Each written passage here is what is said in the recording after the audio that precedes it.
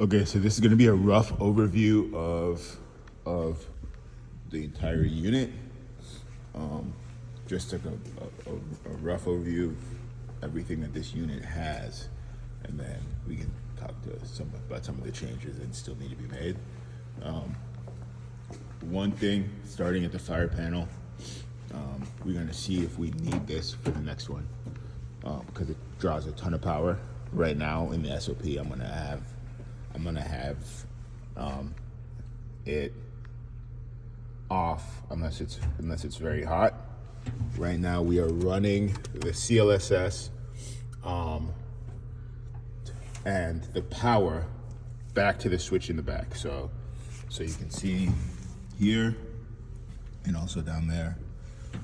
This is connected to the rear switch, and then it goes back and then comes back with PoE++, which is then run through here, and you can see here it's plugged in, and that is run. So when it's deployed, that gets plugged in, and that's run. Here we have DC inputs. We have genset input, this would be used with Camlocks instead. So we ideally want to replace this with Camlocks if possible, if we can make it fit. This is the solar breakers. You can see that disconnects, tested, and then this is the breaker for the solar up top and on the roof. This is going to be changed already, and that's already been changed. Here, a lot of changes need to be made. This entire unit is the ground bar unit. This is being made into an all-in-one. This is the communication box. This is also being made into an all-in-one. Right now, this is the 48 volt power supply, and this is 48 volt PoE++ switch, which powers the CLSS up front. This also powers the cellular modem out front. This is essentially low voltage box. This is just a circuit for all the low voltage, and it also runs off the rooftop solar, so that we don't need to have the solar can charge the battery as is. So this is hooked up. We have a fuse bus together, and then connected to the bus bars as well as the solar, and then it's feeding off of both the switch. So that goes all the way in there, and then that feeds that switch right there for the solar here, and it also feeds the contactor here. The DC chargers, 1, 2, these being made now by Peterson Panel. This is the solar display for the rooftop. This is the modem. And then, everything here is staying the same. We're gonna clean this all up so that these are way fewer holes. And then what we're gonna do is add a panel schedule for this, and then we have to figure out a new place to put this input Siemens breaker, because this is panel mounted now. So it has to be completely separate. You can see the 3 new holes that were drilled, and the CTs. And then those are the CTs for the inverters. These are the 2 displays coming out.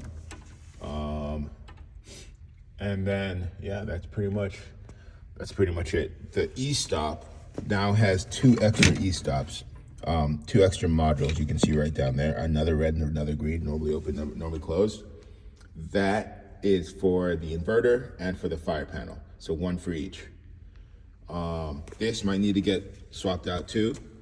This is a 30 amp 125 volt. I don't know how useful that is. So This is a thermostat. We want to mount this on the next one. This should be mounted inside, probably with the heater, just so but it's connected to both the ventilation fans and the input fan, and it's right now set to